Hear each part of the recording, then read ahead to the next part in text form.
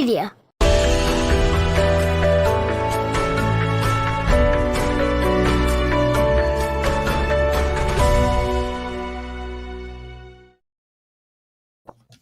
Hello, everybody, and welcome to another episode of the Kansas Missing and Unsolved podcast. I'm Ricky Chabregi, and joining me down from Arizona is Derek. How you doing, Derek?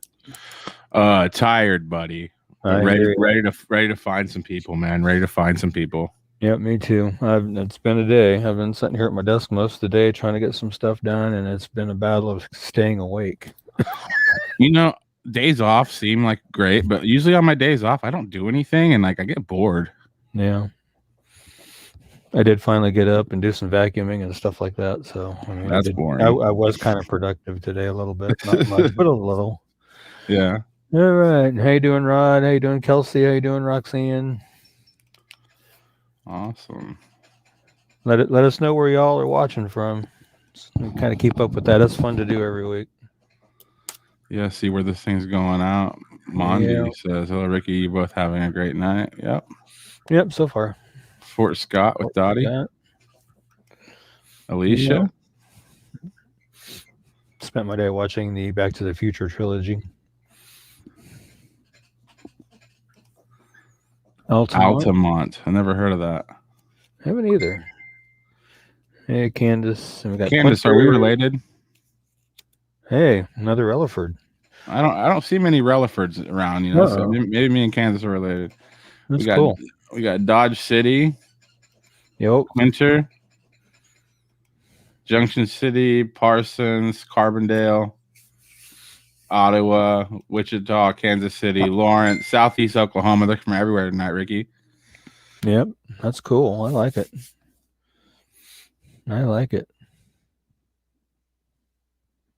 Yeah, I've got somebody messaging me on Facebook asking me if we're going to be on tonight. It's like, yep, check the page. Got Emporia, Auburn. Wow, man.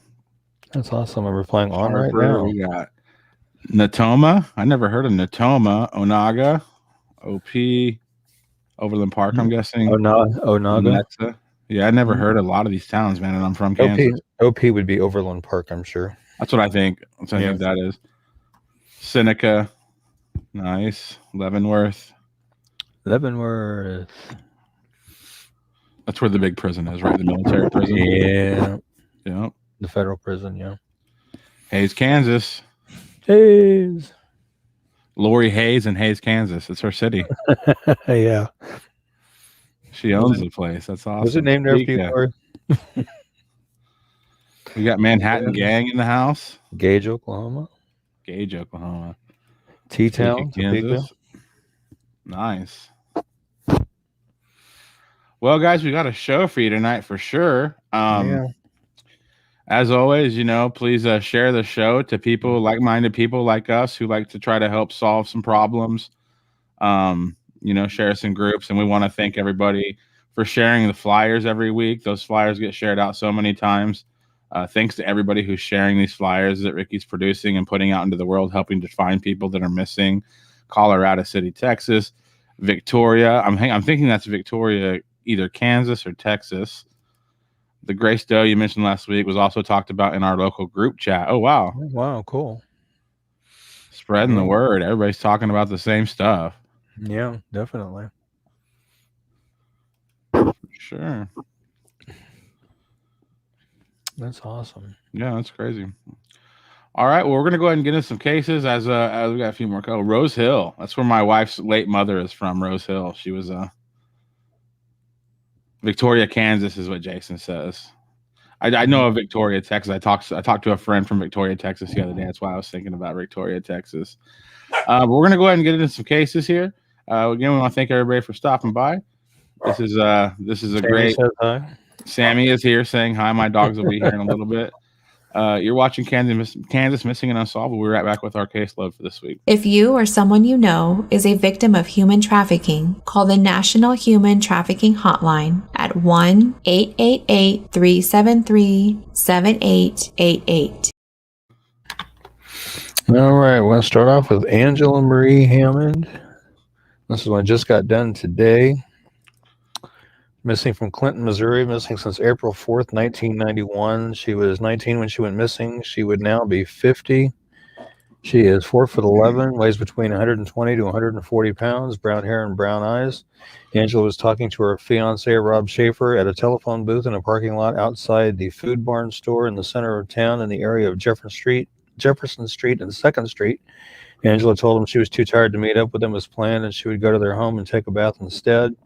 She also told him a suspicious man circling around the parking lot in his old truck.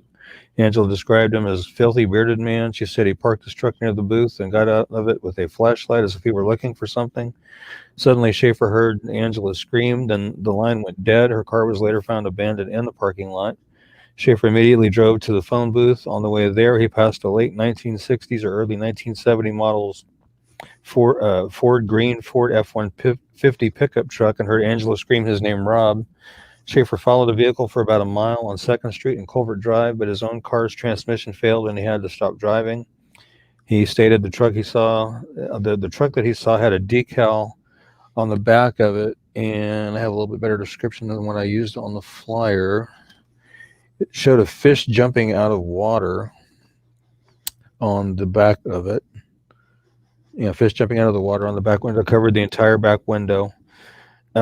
Possibly with a white top and possible damage to its left front fender. Witnesses reported seeing a Caucasian male driving a similar truck near the telephone booth at the time Angela disappeared. The man, who's never been identified, was wearing coveralls and a dark-colored baseball cap. He had eyeglasses and a beard and mustache. If you have any information regarding Angela's disappearance or you know of her whereabouts, please call the Clinton, Missouri Police Department at 660-885-5561. And another little added piece of information here was that at the time of her disappearance, Angela was actually 4 months pregnant as well. So hopefully we can get some information going out there and see what happened to her. What the hell? Yeah, and they were saying, I was reading on Charlie Project here, it also said that her case may be linked to 2 other Missouri women, Cheryl Ann Kenny, a convenience store working, disappeared after locking up her store in Nevada, Missouri, 70 miles from Max Creek on February 27, 1991. Trudy Darby, another convenience store worker in Max Creek, Missouri, was abducted from her workplace on January 19, 1991, 6 weeks prior to Angela's disappearance. The store was found robbed of $220 afterwards. Darby's nude body was found in the Little Niangua River 2 days later. She had been shot twice in the head with a shotgun. Half-brothers Jesse Rush and Marvin Chaney were later convicted of the robbery and Darby's rape and murder. There are similarities between the murder, Hammond's abduction, and Kenny's disappearance, but there's no hard evidence to link the cases. All 3 cases remain unsolved. There were several unconfirmed sightings of Angela in several states and in Canada after her disappearance. At the time she went missing, she worked in a bank and also attended classes at Central Missouri State University in Warrensburg, Missouri. Jeez. Yeah. So this is a long time ago, obviously. Yeah. Do you know if the boyfriend is still involved with the case? I honestly don't know. I know they did give him a polygraph. He was cleared of any involvement. Because honestly, I hate to go there, but if I was like a cop, and somebody called me and said, "Hey," and told me that story, I would be like, "Yeah, right." Like, I would just be like, "That is, like it sounds like a movie, Ricky. Like, right. It sounds like he's like Liam Neeson, and he gets a call in a phone booth, and it sounds like him. I mean, it's a very dramatic thing to happen. Some lady's on the phone. She says some guy's, creeping on her, cruising around, looking at her, and next thing you know, he hears a scream, and he goes to find her. But I mean, the whole thing's just freaky, man, because you're saying like the guy sees the truck, he knows what color the truck is, he knows what make the truck is, he knows it has damage on it, he knows it has a decal on it, he knows it has a crazy guy with a beard and overalls and a screaming woman in there. I'm just wondering how does that go unchecked where nobody else sees something going on? You know what I'm saying? Like, and how does somebody just vanish, in Clinton, Missouri? Like, I guess it's 1991. You don't have a lot of cell phones, you might have some cell phones in bags or something, but I don't know, man. That just sounds like a movie. Yeah, like I say, he was given a polygraph and cleared. So, yeah. I mean, I'm saying it's believable. I'm just saying that is a very like rare. That's crazy. That's the only way to put that. Like, if that stuff happened that day, that is bonkers, man. And you know, I'm not saying there's not people out there that would be capable of, you know, kidnapping this girl and taking off with her. It blows my mind that you just read that many details about something that happened in 91, and it's just like we have no idea where they went. It's like, what? Yeah. You know? It's like, what?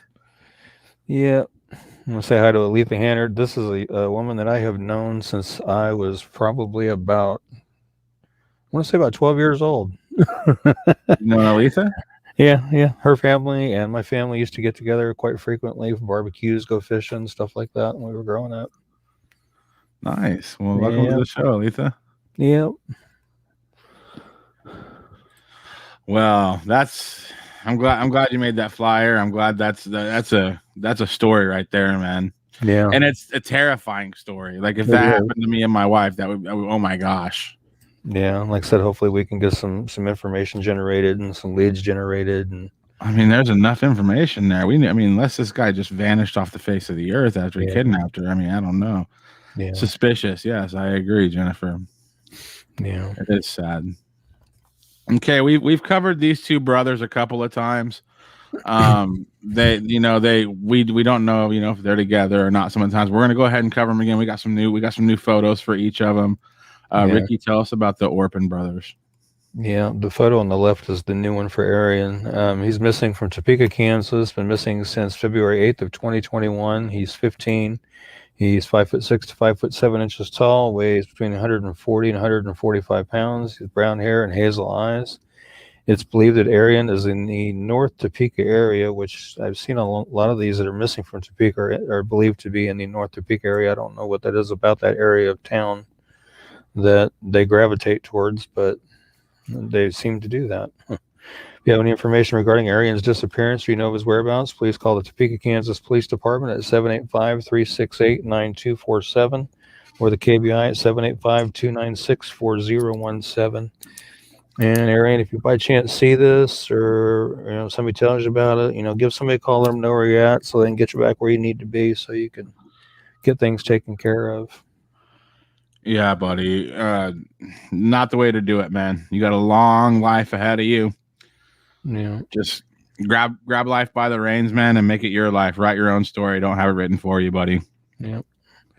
And we got somebody dropping in from Amarillo. Oh, nice. Yeah. I got a lot of family in Amarillo. There's Irene. Hey, Irene. Hey, Irene. Oh, another little footnote. Olathe is watching from Pennsylvania. Oh, nice. Yeah. That's where my real dad lives. My stepdad lives here in Arizona with me, but not with me, but across town. But yeah, my real dad's from Pittsburgh. And then I said, you know, this was a package deal. We have Arian here, and then also we have Jarrett. Tell us about Jarrett. Yeah, Jarrett Mickey Hunter Orpin, missing from Topeka, Kansas since February 8th of 2021. He's 17. He's 5'8", and he weighs between 160 and 220. Has light brown hair and brown eyes. Again, it's believed he's maybe in the North Topeka area. If you have any information regarding Jarrett's disappearance or you know of his whereabouts, please call the Topeka, Kansas Police Department at 785-368-9247 or the KBI at 785-296-4017. And Jarrett, you know, you too, you know, let somebody know where you're at so they can get you back where you need to be. Which one's the new photo on this one? The left side. Left side, okay. Yeah, for some reason I put all the recent photos on the left side. I don't know why I did that, but it's what I did. I like it. It's uniforms, man. Yeah. Yeah, I hate seeing that two brothers on the run, man.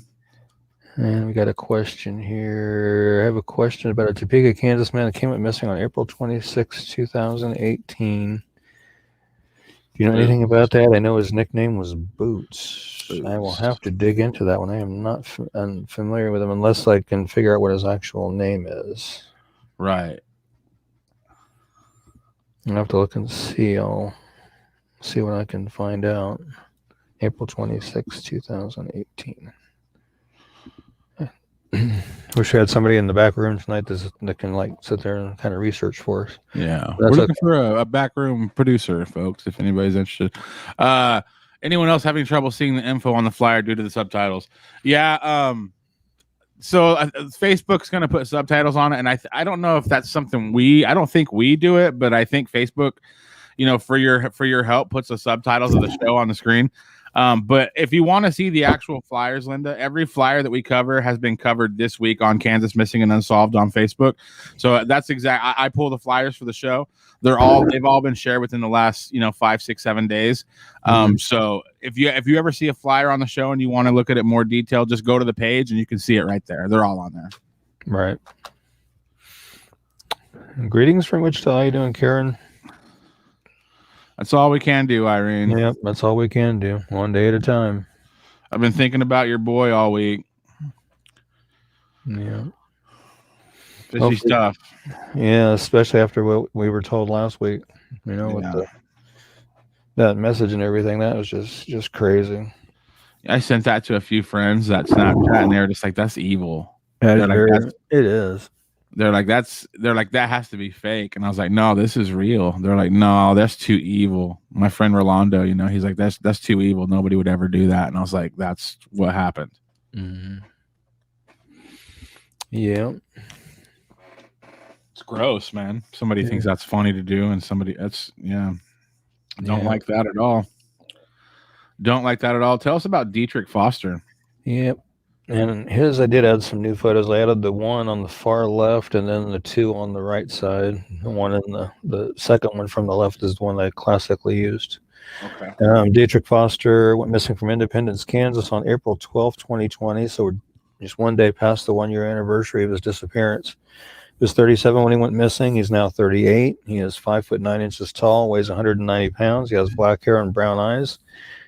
Dietrich was reported missing on May 12th. He was last seen around April 12th in Independence, and KBI agents and detectives from Independence Police Department are conducting the case as a homicide based upon findings during the investigation into Foster's disappearance. If you have any information regarding Dietrich's disappearance or you know his whereabouts, please call the Independence, Kansas Police Department at 620-332-1700 or the KBI at 785-296-4017. And there is a governor's reward of $5,000 for information leading to the arrest and conviction of those responsible for the disappearance and suspected murder of Dietrich Foster. So, if anybody knows anything about that, what did they find to make him think that this was a homicide? I don't know. I've never seen anything publicly released on that part of it. Wow. I have not seen that part, but something they ran across led them to believe that. So, hopefully. I'm wondering what that's terrible. First of all, like anytime you have a missing loved one and you can't find them, and then you have the cops be like, well, we found some stuff. It's like, what did you find? Well, we're not telling you, but we're also saying that it's probably a homicide. You're like, what does that mean? I mean, they may have disclosed it to family. I don't know. Maybe they haven't, publicly released it. Makes me want to be a cop, Ricky. I just want to know all the details. I think I'm just going to join the force, man. I wish they could. I think I'm a little too old now. You do something up there, man. Get you a job. Do traffic tickets. You'll be all right. Yeah. No, but I mean, seriously, man, like the people, you hear stuff and like just nobody knows. But I mean, I guess there's really not a whole lot of explaining to do whenever it's like, well, the cops are saying like, we believe it's probably a homicide. Yeah. There's really only one way to take that. It looks like the police are thinking that Dietrich might not be with us anymore. So, $5,000 reward. What's that number? One more time, Ricky, they can call. The number on that again is, let's see, the Independence, Kansas Police Department is 620-332-1700 or the KBI at 785-296-4017. And again, there is a reward of $5,000. It's a governor's reward for information leading to the arrest and conviction of those responsible for the disappearance and suspected murder of Dietrich Foster. So hopefully we can help get them closer to finding out what happened to him and where he's at. Yeah, that's 5,000 reasons for somebody to say something. Yeah. And that picture, the second from the right picture, I actually cropped it, and you can kind of tell almost, but that's a picture of him with his two daughters. Wow. And he does have two kids. So Jennifer says, I thought they found some bones in Parsons. I'll have to research that. Yeah, we'd have to look into that. Yeah.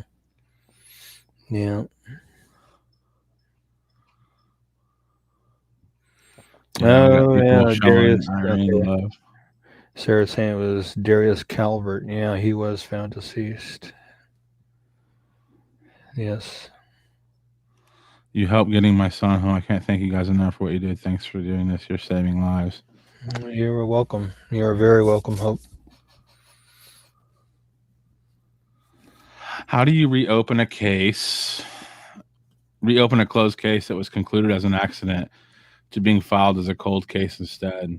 A wing and a prayer. Yeah.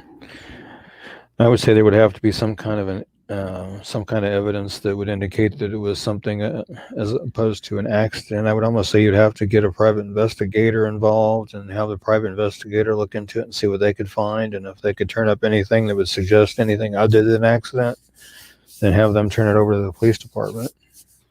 There's a case in my hometown. It's gone down. It's a closed case.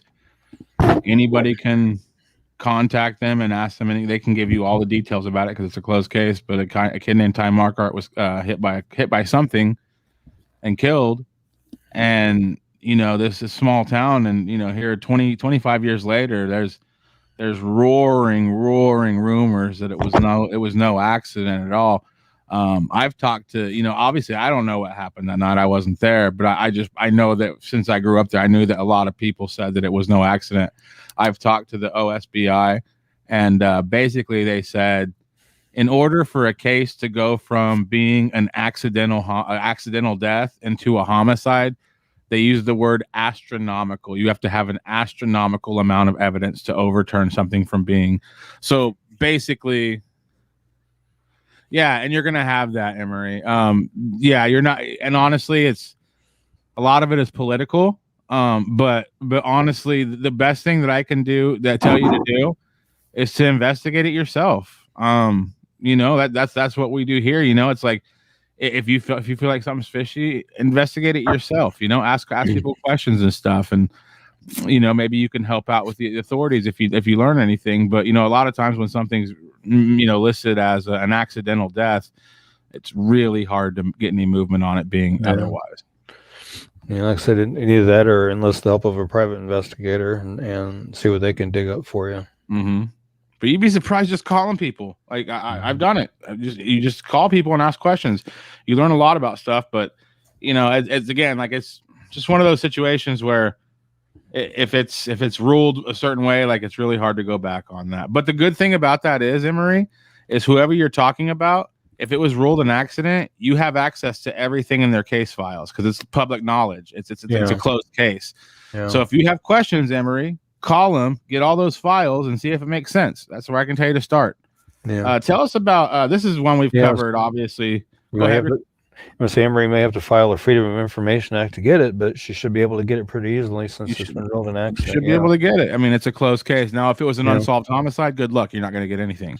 Right. But if it's a closed case, that's all public information. So start there. Start asking people for the case files of what happened. And if it was an accident, cool. They can show you all the evidence they had. We've covered this one recently.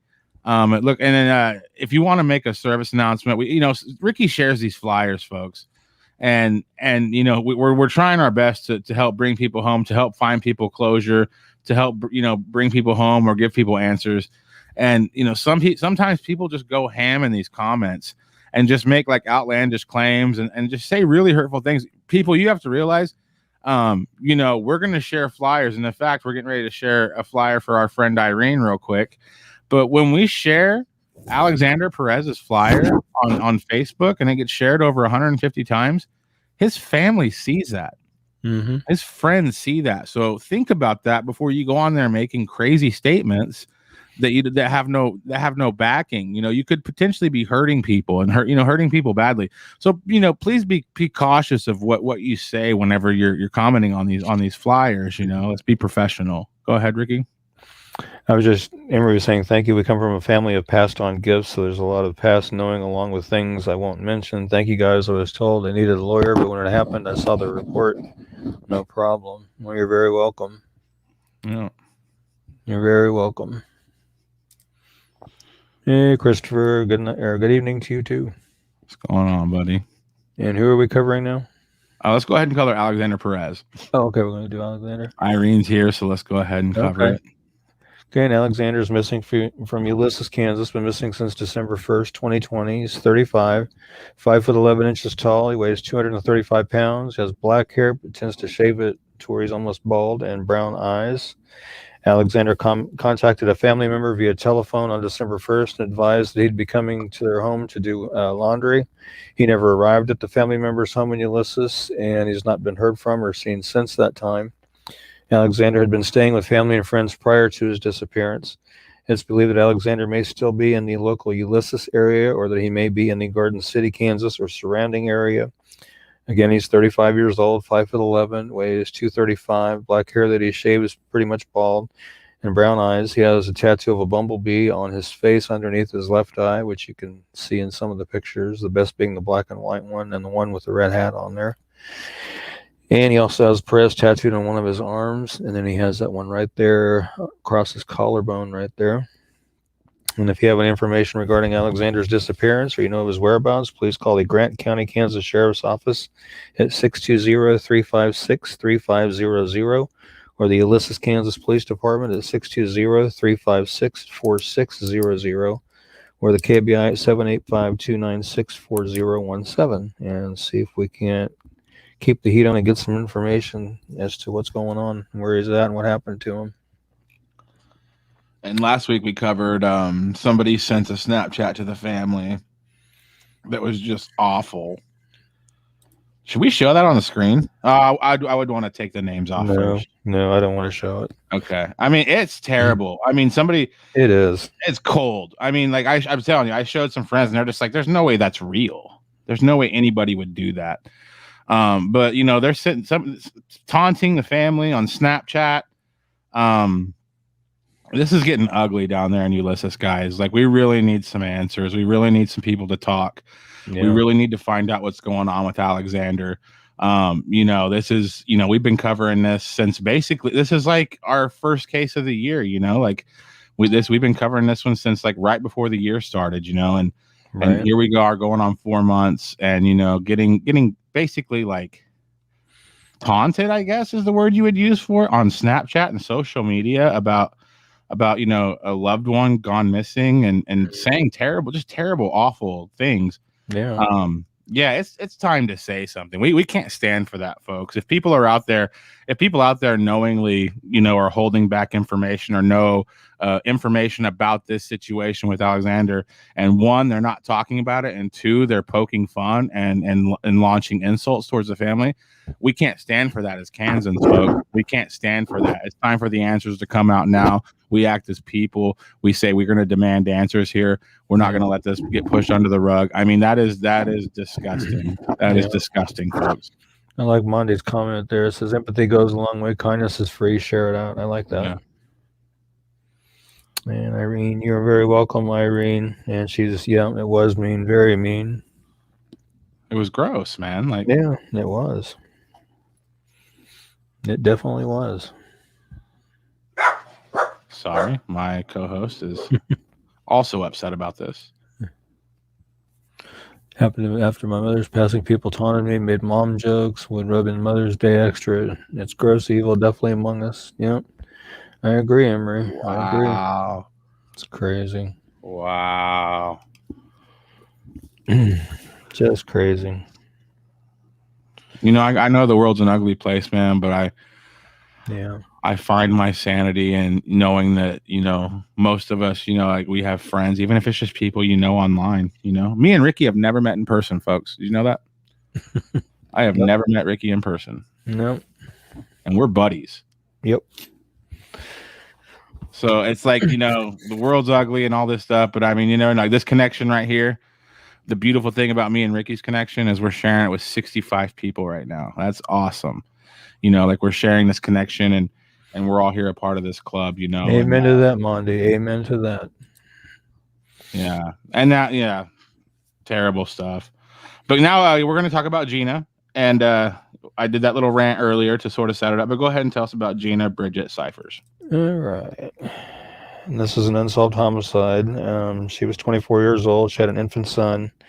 And she was a loving mother and a good person. On December 28th, 1995, Gina dropped off her 15-month-old son at a daycare. It's a program called Morning Out for Moms at a Salina church. When she didn't return a couple hours later, the daycare called Gina's boyfriend at work. He went to the mobile home they shared and found Gina brutally murdered. It was a crowded mobile home park in the heart of the city with trailers that were close together. The violence happened sometime between 9 a.m. and noon. And here it is 25 years later, and her murder still remains unsolved. Initial newspaper reports said that she was stabbed, but police are still keeping a lot of details secret. They say there have been lots of leads that have gone nowhere. A case this old is frustration. Detective Scott Hoagland said the community wants to see closure on this. We don't want to see a murderer walk free, and I'm confident an arrest will be made at some point. I can't say when. It could be next week. It could be several years down the road, but I'm confident an arrest will be made at some point. And here, like I said, it's been 25 years. If you have any information on Gina's death, please call the Salina, Kansas Police Department at 785-826-7210 or call Crime Stoppers anonymously at 785-825-8477 or text SA TIPS to crimes 274637. Or go to www.pd.salina.org and follow the Crime Stoppers link to submit your tip online. You may receive a cash reward of up to $1,000, and you're not required to give your name, or you can call KBI at 800-572-7463. And as with Dietrich's case, a governor's reward is being offered in the amount of $5,000 for information leading to the arrest and conviction of the person or persons responsible for this crime. So if you have any information on that, call it in, give it to them, no matter how small you think it might be, and it may just be what they need to crack this case. The same with Dietrich's case, no matter how small you think that information may be, call it in. It may just be what they need to crack the case. 5,000 reasons to tell the truth. Mm-hmm. Definitely. So sad, man. She's sitting there taking that picture. She has no idea. Yeah. That's going to be it's going to be used on the missing person. It's just. Yeah. I find Pam Coronado very intriguing regarding missing person cases. If you haven't heard of her, look her up. I will do that. I bet we talk about her next week, Emery. This is how this show works if you're new. You tell us about missing people or unsolved cases, and then Ricky writes their name down, and then next Thursday I'll be posting a fire of Pam Coronado, I'm guessing. Yep, I will have to look into that and see what I can find. What about this? Do a reverse DNA? Do a reverse DNA. Not sure what you mean by reverse DNA. Are you talking about if there was DNA left on? Well, I don't know how that would work or not. Yeah, I'm not sure. Yeah. There's a case in my hometown, Suzanne Johnson. There was evidence of a sexual assault, and I don't know why to this day, almost 60 years ago. I'm not trying to be crude, but dig her up, do a DNA test, end the story. You know what I'm saying, Ricky? It's just you know what I'm saying? I mean, to me, that's how I look at it. I've talked to Suzanne's mom. She would be okay with that. Okay, right.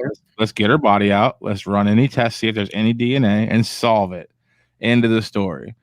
You never know, though. You never know why law enforcement doesn't do stuff like that. Probably no funding. I don't know, man. Oh, Pam Coronado is an intuitive investigator, is who Pam Coronado is. Remote viewing missing persons. I'll have to check that out. See what she does. And I agree with this too, Mondi. Sometimes that's what people need, though. That's really terrible. But honestly, though, just for heads up, I don't think most people don't say anything because they don't want to say anything or they don't care to say anything. I think the reason most people don't say anything is because they just picture themselves ending up in a courtroom repeating what they said to the law enforcement, and then you have to leave that courtroom and go home and live the rest of your life knowing that there's people out there that are really upset with you for what you said. You were a narc. That's the word, narc. You know what I'm saying? You're You're, there's 1,000 negative words to call somebody who tells on people. You know what I'm saying? Like, people choose not to say things because, one, they're afraid for their lives. Two, they're afraid to get involved. And three, we live in a society where if you do the right thing, most people are gonna kill the messenger.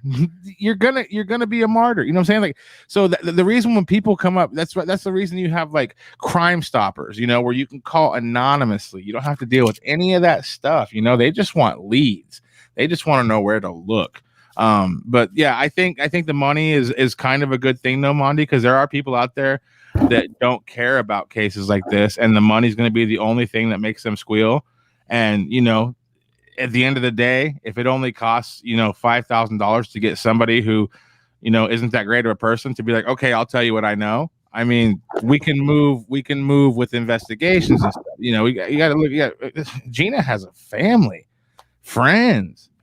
You don't make it 24 years old. You don't make it 24 years on the earth without accumulating friends and family. You know what I'm saying? Like, people want to know what happened to their friend, who did this. You know what I'm saying? So I don't know. I just feel like, yeah, I hate that it's a $5,000 reward and that's what it's going to take for it to solve a lot of times. But at the end of the day, I'll take whatever information will come in, however we have to get it, Mm-hmm.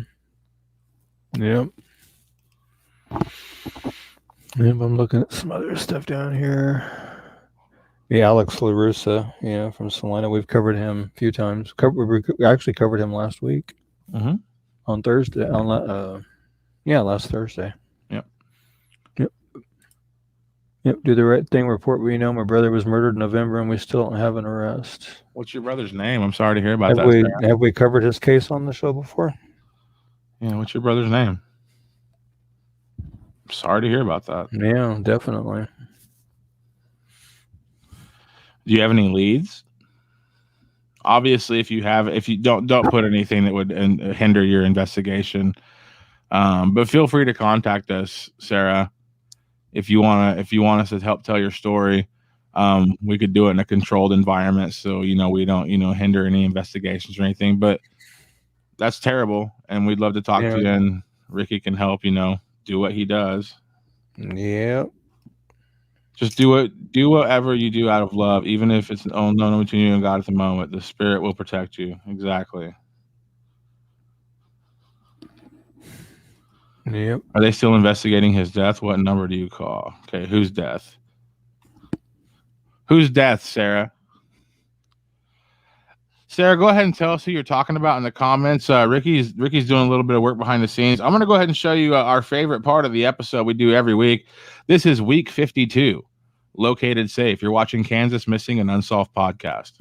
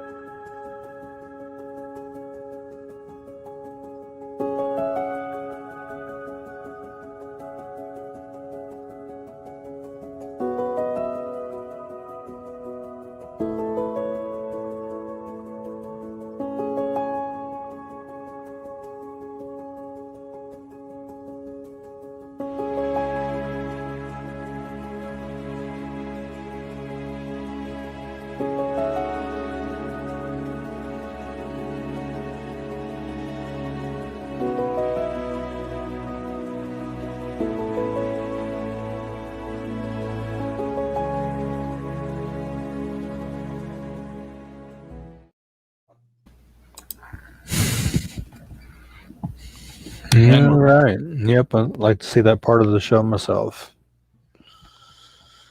Always like the located safes. So getting back on track, we're going to go ahead and continue. We got about 5 or 6 more cases for you guys tonight. Thank you for stopping by. Share the show, and let's find some folks. Tell us about Glenna Bullard. All right.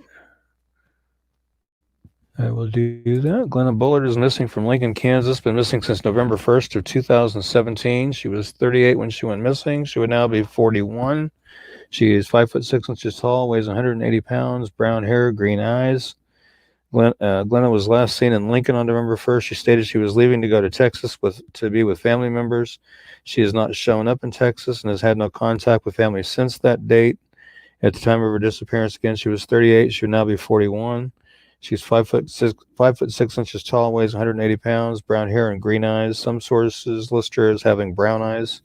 If you have any information regarding Glenna's disappearance or you know of her whereabouts, please call Under Sheriff Dustin Florence at the Lincoln County, Kansas Sheriff's Office at 785-524-4479 or the KBI at 800-572-7463. And I was thinking there was some other information on her case that I missed on that. Let me look real quick, and it involved with, let me see here if I can find it here. As I was reading it, it talked about Right. that she had left in a vehicle with a couple of individuals here. While Ricky's looking for that information, Jade, we predominantly cover Kansas, but we'll cover cases from anywhere because you know people pass through Kansas all the time. Alex LaRusso was his name. You are right. Salina, Kansas. She says, Emery says she looks familiar. Lindsay says, I was thinking the same thing. Yeah. Lincoln. I keep wanting to say Nebraska. Lincoln, Kansas. This was 4 years ago, folks. Obviously not looking good if it's been 4 years since anybody's heard from her. She was seen traveling in a blue single cab pickup around the time of her disappearance. And one source I saw stated, I believe she was with two male individuals in that truck. Is what I want to say. So last seen in a vehicle with two males is what you're thinking? I believe that's what I had seen. Unless I got it crisscrossed with a different case, but wow. I'm going to have to keep researching. Anybody in our viewing area spend any time in Lincoln, Kansas? Anybody been there? I've never heard of it. It's just a little bit kind of north and west of Salina up there a little bit. Oh, that's your territory. Yeah, it's pretty close to me. Not too far from here. Wow.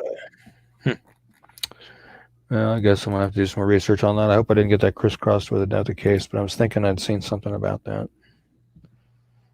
Have you heard about Corey Gauthier? I hope I said that right. No, I have not. We're going to write that one down. You'll see it next week. I'm getting ready to write that down right now. They're putting you to work this week, Rick. That's all right. I do not mind it at all. That's a crazy thing, man. Like, we do all these cases each week, not even putting a dent in how many people are missing. Oh, I know. These are just the ones we know about. Kelsey's dad lived in Lincoln, owned a TV shop there. Oh, that's cool. That's badass. Sorry. But that's badass. That's really cool. A TV shop. So what do you mean a TV shop? Did he sell TVs? Did he repair TVs? What was his deal there? I would guess both. Probably both. Yeah, right. Mm-hmm. So yeah, Jada will look into Corey's case and get something made and posted, and we'll cover it next Thursday. And that'll be the next show. Would be, let's see, today is, I'm so lost. Today's the 13th, so it'll be the 22nd. April 22nd will be the next show. Awesome. So mark that on your calendars. April 22nd. Yeah. Tell us about Jason Logan Scott. Okay. As soon as I find his flyer, I will. He's missing from Topeka, Kansas. Topeka seems to be the hot spot today. Been missing since March 29th of 2021. He's 16 years old. He's 5'7", 107 pounds, brown hair and brown eyes. He is bipolar, and he's having thoughts of harming himself, and it's unknown if he is taking or has his medication with him. If you have any information regarding Jason's disappearance or you know of his whereabouts, please call the Topeka, Kansas Police Department at 785-368-9247 or the KBI at 785-296-4017. And Jason, if you see this by chance, give somebody a call, let them know where you're at so they can get you back where you need to be. Jason, buddy, I have bipolar, man, and I know that when I don't take my medication, I'm the worst version of myself, Jason. Literally, like I am filled with fear, anxiety, just honestly, just terror when I don't take my medication. I know it's not fun to think of the thought of being like, well, why does the person across the street get to just live their life? They get to just wake up and drink water and eat food and do whatever they want and be themselves. But all of a sudden, like I have to take a chemical to fit in. Well, honestly, man, it's the same. Like people are born with diabetes. People are born with other things. It's an illness, and it's not a sign of weakness. It's an illness. You were born with a brain that has an illness, bro. Take your medication, man. That's my biggest advice to you. You're 16. You have a whole life ahead of you. I guarantee if you're bipolar disorder, I already know several things about you by looking at you. You're probably really artistic. You're probably really good at a few things. You probably have some certain things that you're really, really good at. You're probably really creative. And I just know you're probably bright. I think that you probably light a room up when you come in. People are like, oh, that's Jason. He's like good at stuff. He's artistic. He's deep. You know what I'm saying? Like, dude, you're good, man. Like you have so much to offer this world. And you're 16. Getting off your meds is a bad idea. Honestly, what did it for me, Jason, was joining some Facebook bipolar groups. I'm in several of them still to this day. I take my medications and just join one of those Facebook groups and just look at people that are your age, my age, older than me. There's people from all across the age gaps that are bipolar disorder. And anytime anybody comes to the group and says, hey, I'm thinking about not taking my pills anymore, just look at the overwhelming response of all the people. And these aren't doctors that don't know what you're going through. These aren't parents that don't know what you're going. These are people that are suffering with the same thing you're suffering with. And they will all tell you, Jason, bad idea. You got to stay on your meds. If you're having trouble, go talk to somebody, maybe adjust some stuff.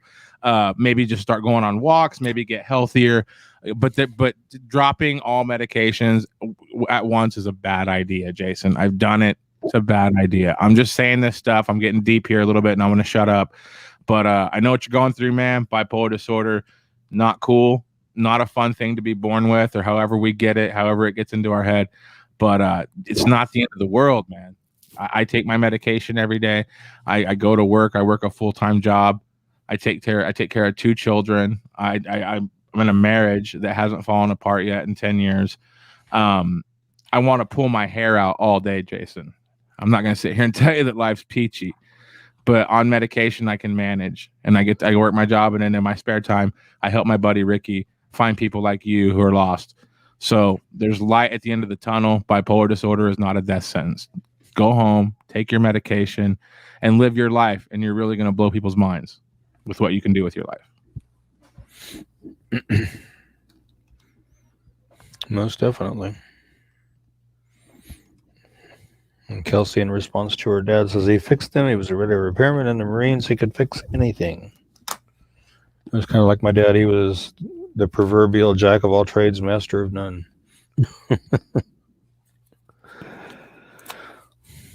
Fixing TVs. Love it.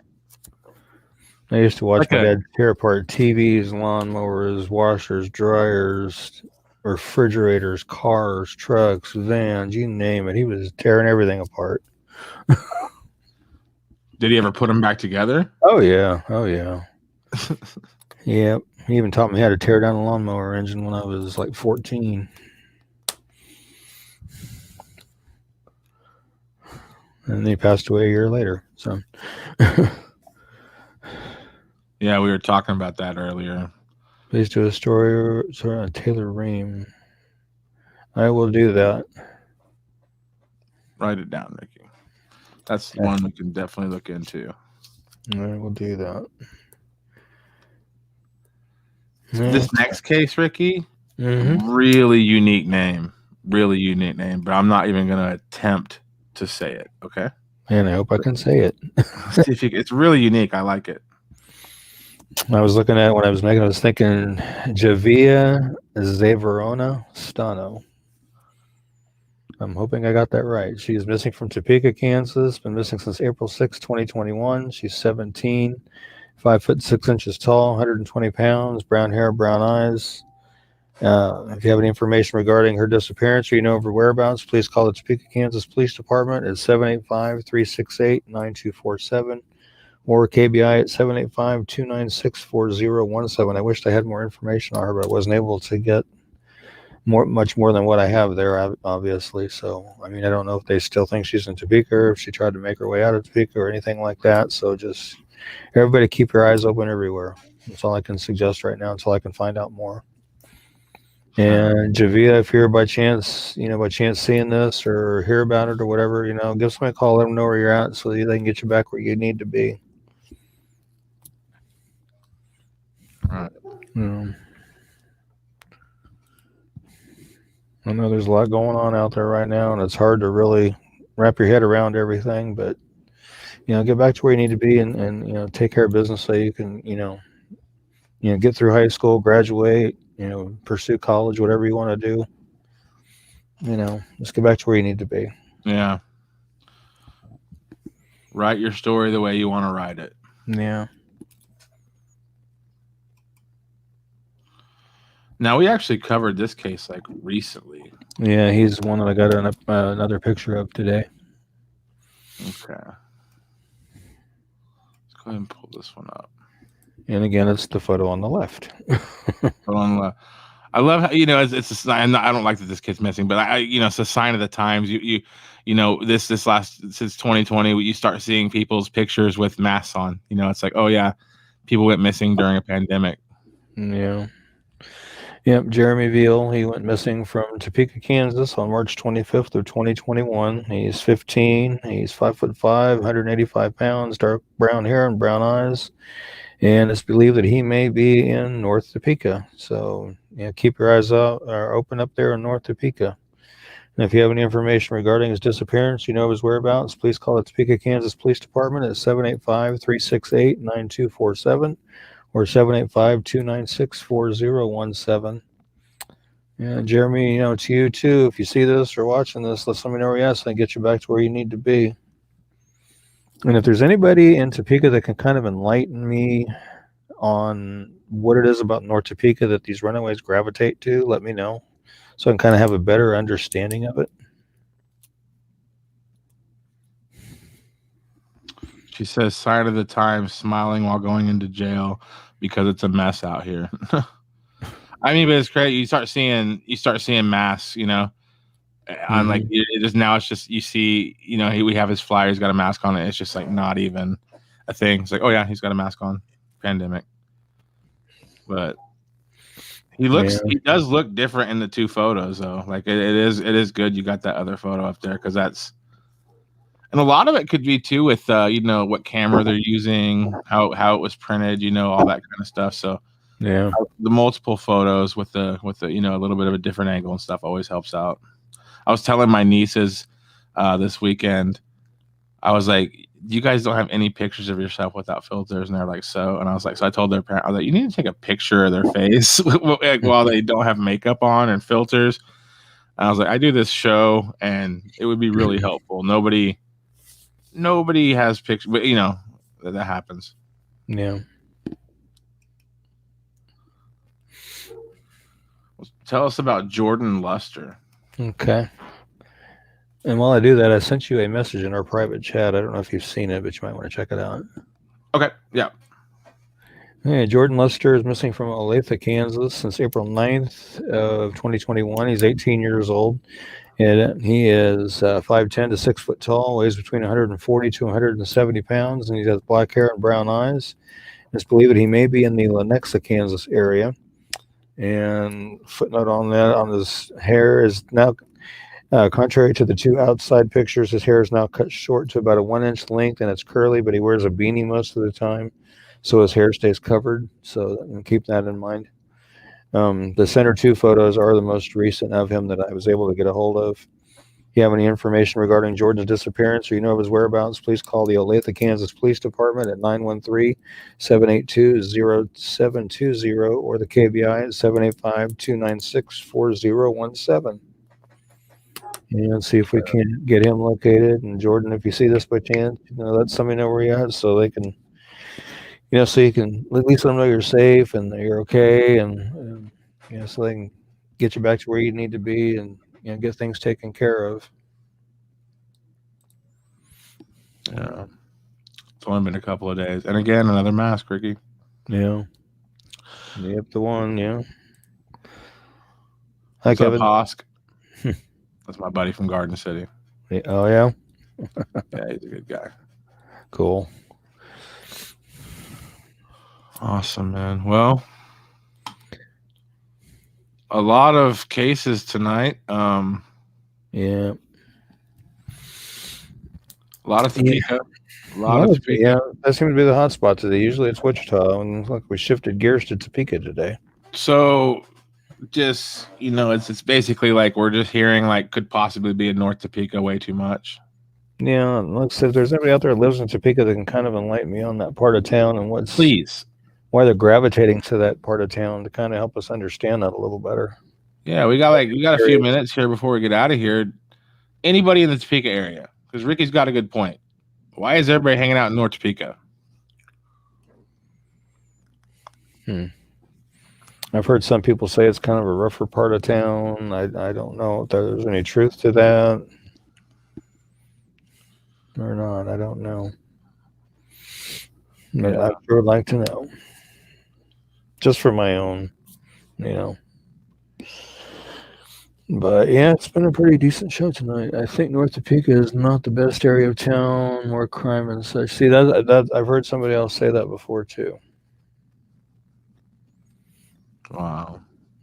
I've been through Topeka on the interstate and in a couple parts of Topeka, like where the Expo Center is located. I've been there.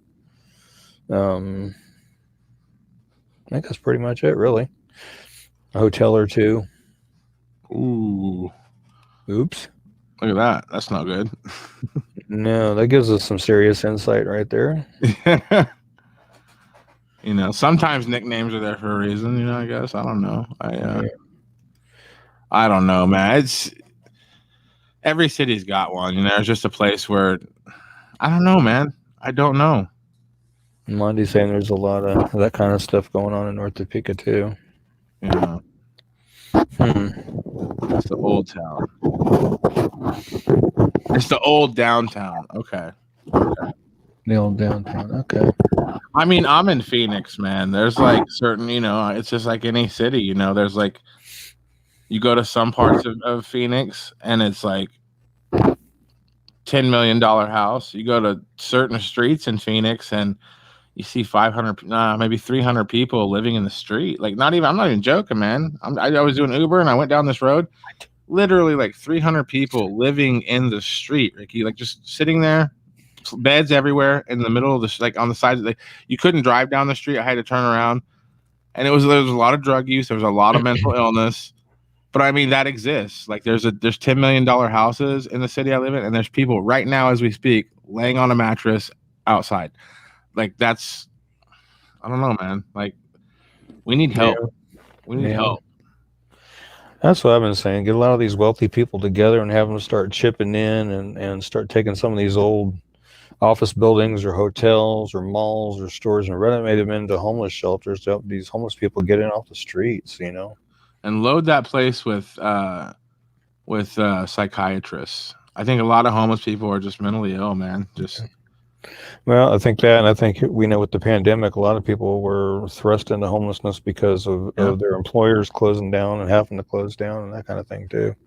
But yeah, I'm just saying, just renovate these places, make half the place for like the men, half the place for the women and kids, have like life skills classes in there. You have minor medical in there, like you're saying, mental health professionals in there to help them with that. I mean, it drives me nuts. Just get a bunch of these wealthy people. Like today, I saw an article. Jerry Jones, the owner of the Dallas Cowboys, was it last year, year before, had a yacht built for $250 million. It's 358 feet long. And it's like, take some of that money and put it together with other millionaires and start renovating these empty buildings into homeless shelters. All these cities are complaining about their homeless problems when they're not wanting to do a darn thing about it. I don't. She says, I think that's where they take juveniles intake. I don't know. You're right, man. Phoenix, I just told you that right now, Mm-hmm. right now, Ricky, I could drive you. You come to my house, I will drive you to a street where there's 300 people at least laying on the road on mattresses. I can show you that. And I can also drive you to 3 really nice professional team stadiums. Where are our priorities as people, Ricky? I mean, like, we have nice state-of-the-art stadiums, and we have hundreds, if not thousands, of people just sleeping on mattresses on the street, and we're okay with it. We go to sleep at night. Just like, whatever, It's like, I don't know, man. I think you're right. I wish maybe we'll get rich, Ricky. Maybe we'll both invent something like something cool. I don't know. Get rich. Yeah. We'll help. We'll help people. But he says, "Amen. I love my neighborhood, but 4 blocks away we have drive-bys. Wow, That's crazy. That business suits are just as dangerous, if not more, than baggy jeans. Yeah, true." Where she lived on Surprise, homeless were living in the riverbed. Wow. I know here in Salina we have our homeless problem too, and I know there's, I've heard of them living under bridges by the highway, which is right over the river.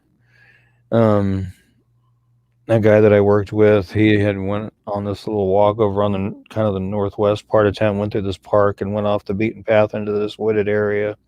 And down into that wooded area, and he ran into like this big, huge tent, and inside this tent was a bunch of smaller tents, and there was stuff like clothes hanging on a rack outside of it. There was a pot of potatoes dumped over. I mean, it was obvious there was homeless people living there. I mean, blatantly obvious. It's just crazy. Some people, and this is obviously not most of them are needing help severely. Yeah. But we do have homeless shelters here. We have one that's for men. The other is for women and children. Do you have to be sober to get in? But my understanding is, especially for the men's one out there on the northwest part of town, or the southwest part of town, you have to qualify as homeless to be able to stay there. Do you have to be sober? That. I don't know that. I don't know, but that's another thing. You have to qualify as homeless. How do you? I mean, if you're homeless, How do you qualify as homeless if you're homeless? I don't know, buddy. That's crazy. That's crazy talk. I don't know, man. And they do have life skills there, and that to help these guys get back on their feet, so they can help them get employed and stuff like that, which is cool. I like that idea. When I lived in North Carolina in Raleigh, I worked by the NC State, and I knew a lot of people that lived outside, and a lot of them needed mental health issues. But there was a couple, man, that just liked to live outside. They didn't want to buy. They liked the whole Jack Kerouac thing where they were just going to live, aimlessly in like the woods. I mean, they never bothered anybody, But yeah, it's like I think that a shelter would be great, but. It's like people a lot of times they don't want to, and I'm not. If say somebody was homeless, and they showed up at my house high on drugs, would I invite them into my house? So why am I going to complain if somebody's not going to invite them into a shelter? But there's a problem. We look at people that are on drugs, and especially up until recently, we look at them like they're criminals. And I'm someone that doesn't think they're criminal. I think they're sick. I think they're addicted to something and they're sick and they need help. Until they harm somebody or do something like that, then they're not really a criminal in my book. But we have to have my cousin. She works in Denver, and what she does is she works in mental health intake. People come in off the street, and they have mental health issues. They're off their medications. They need to get back on their medications. But on top of that, they're very high on drugs. Now, most like shelters would turn them away, but like she's in a situation where she has to help get people sober for long enough, so they can start medications. I mean, this is a serious issue, people. Like, you see somebody that's on drugs all the time, they're self-medicating, they're self-medicating because they don't feel good, So I don't know, man. The whole homeless thing, I think that yes, we need to get them a place to sleep, and yes, we need to make sure they're fed. but we need to get them seeing doctors, going to the doctor, and even not even just mental health, going to the real doctor. Like how many, it's a big issue, man. Yeah. And go ahead, Ricky. I like what Sarah was saying. She agreed with about the empty buildings. Every town, every city has got empty buildings, whether they're office buildings, whether they're hotels, whether they're malls, whether they're stores that can be renovated and used for homeless shelters. Right. It's just a matter of getting some people off their butts that care enough about the homeless to do something about it. And as I say, get a bunch of these wealthy people that got more money than they'll ever be able to go through to donate some of it, together and come up with a big enough fund that they can go around to, town, city to city and renovate a building. Doesn't have to be a humongous building, just, big enough to house, however many they need to house. To help out the problem. It's just like with Los Angeles. They've got a big, huge homeless campground right in the middle of the city that they complain about and say, well, they got to have all that packed up and moved by whatever time of the morning. I guess it's before the sun comes up. But it doesn't happen because they have nowhere to go. Then it's up to the city leaders to get off their butt and give them a place to go. Take some, them old buildings, renovate and make them homeless shelters. Get them in it from outside. Emery, we'll be back Thursday of next week. Come hang out with us. 9 o'clock Thank Central. you, Emery. Thursday. Yep. Thank you, Emery. Good day, Ricky. Have a good night. What day, Ricky? I don't know. Oh, it was the 22nd. I love making you turn around like that. It hurts. You're like, okay. Let me see. Yeah, she said. Kelsey says most homeless shelters are hard to get into. Is right. You can't just walk in there and be like, I'm homeless. It's like there's things you have to go through. I had a homeless camp in the woods behind my house. It was sad. It sucks when people are homeless that want to work but can't because they don't have an address. Yep. Yeah. I learned recently that a lot of times you can't get certain jobs unless you have good credit. Like it's very class issues. It's like you have to have a certain credit score to fit in. I mean, it's just crazy, man. So just imagine you have no money. Jason's awesome. Speaker could take the White Lake Mall that is abandoned, turn it into some kind of housing, let them homeless congregate in that area. Yeah. I mean, just open it up. Just unlock it. That's all. It's like the millionaires was like, oh, you guys have all these big dreams, I have to make like an awesome hotel. It's like, nah, just buy the building and unlock it. Yeah. That's all you got to do. They'll figure it out. It's better than what they have now. People need, I don't know, man. Credit is huge, and tax clearance. Yeah. I mean, I'm just learning this stuff as a 38-year-old man. I'm just like, what? Yeah. This stuff matters. Yeah. Well, there was one time before I got the job that I have now that I did try to apply for food assistance. And the thing that hurt me was they said I make too much for being a single guy. Well, what the dumb part was they were looking at what I was making before taxes. They don't look at what you make after taxes. They look at what you make before. And I was like, that's stupid because that's not what you live on. You don't live on what you make before taxes. You live on what you make after to take taxes. Mm-hmm. Just government's way of ripping people off. I don't know, man. It's crazy, man. My mortgage just went up like $300. So yeah, we'll be fine. I'm sure I might be out there on that street pretty soon. Who knows, man? But this has been a great show, man. Yeah, I look forward to this night every week. I also do the show with Norm every week. I look forward to that. Me and Norm are good buddies. But yeah, man, this is really cool. A lot of old buildings have to keep electricity on, so why not use it to help people that are paying anyway? Yeah, exactly. Mm-hmm. Yeah. Oh, that's speaking of electricity. I saw a thing today where it said Evergy is going to go back to cutting people off for past due bills starting in May. So anybody out there on Evergy that may have a past due bill, you better get it caught up because it's starting in May. They're going to start cutting people off again. So it's terrible, man. I think this pandemic is, I don't know, man. Yeah. Yep. Everybody runs. Just ridiculous. Anywho. People in the neighborhoods would fight a homeless shelter in White Lakes is hazard, mold, and fire recently. Yeah, I mean we're just throwing out ideas. We know they're mostly bad ideas. I mean, and the thing is, man, I bet you money it's just like an insurance thing, man.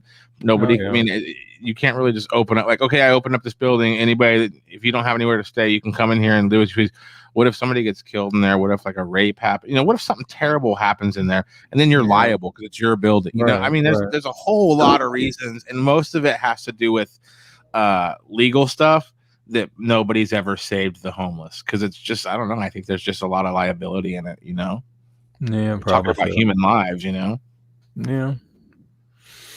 The way you can fight it, Tammy, is call your Congress people, call your political leaders, and tell them, hey, take mental health seriously. Take mental health seriously. I'm not saying make it free, but I'm just saying make it affordable. Make mental health care affordable. Make it easy to get. Like, make a phone number, 1-800 I feel bad. Something that simple that you just call and you be like, hi, can I speak to a licensed psychiatrist? Sure. What's going on? This is what's going on with me. Okay, cool. You're going to go to this pharmacy and get some medication. You're going to be better. Like, I wish it was that easy. Getting mental health, Ricky, is very hard. Jumping through hoops, very expensive. So call your Congress people and say, hey, let's make mental health at least something we talk about every election. We need to be making sure that mental health, because think about it. How great would our society be if everybody was thinking clearly and not in some kind of mental turmoil? You know what I'm saying? Right. I'm talking too much, Ricky. He says liability factor. Yeah, it could be. What got me on this thing about the homeless was it last month? I think it was when we had that really bad cold snap where it was like wind chills were like 30 some below. We had a guy here in town that was, for the most part, homeless, and he froze to death outside. I mean, they found him in somebody's 10 miles from $1 million house. It was just down the street for me. Take it up with Vanderbilt. Found him in somebody's yard. Yeah, I agree with that one too, Tammy. We need more mental health hospitals. Mm-hmm. Yeah. I will say it's a lot easier. I found out I was bipolar and had a. I don't like getting political, but this was a good one. Hey, I'm all for it. I want everybody to get mental health care. Yeah. Even if I don't know. There's just no reason to live in darkness. And a lot of times people just, even if it's just anxiety or something, just, if you feel bad, talk to somebody. But again, it's a whole mess. Oh, yeah. She says you can thank Reagan for that. You guys are funny. Okay, guys. I'm probably gonna go to bed. I started a new job. This is week 3. I'm a salesman now. Ricky, I made 3 sales yesterday, and cool. I was the king of the class. Everybody's like, "Ooh, Derek, you're so good at your job." Today I only had 1 sale. It was my first call of the day. I closed the sale. My boss is like, "Go take a break. You're gonna have a great day." I didn't sell anything else for the rest of the. I fell asleep after work. I woke up to your text saying, you ready to go, and I was just like, no, Ricky. I was like, I'm sad. I didn't sell anything today and I'm tired, but I'm going to get up and do the show. I didn't want to do the show, but I was just like so beat up from, my job. But yeah, tomorrow's going to be better. Ricky's going back to work tomorrow. Yeah. We'll be back into it. She says our bartenders shouldn't have taken it all. All right, guys. Ricky, you know what to say to get out of here, buddy. Just thank everybody for joining us tonight and being with us and hanging with us and talking with us. And like the next show will be April 22nd, which is a week from this Thursday. So we'll see you all then. Till then, you guys have a good night. Take care. God bless. Stay safe. And hopefully we'll see everybody back next Thursday. We'll see you then. Laters. Good night. Well, I don't think it, I thought it, that's different. I said what I said and I meant it, or lamented. Words given weight without thought in a person, the way that I talk and the way that I ought to be able to pause and to say that the fault can be placed on my arm, to display for the assault, to disgrace in this arm, pray for the day they could wait for the calm. You can't control the storm, only weather it, whether it's 5 weeks and 5 days of rain sideways, or scorched earth, search for death or water left with all the thorns, with the petals gone, settle on the breath of autumn. If the crown fits, wear it, the crown fits. If the crown fits,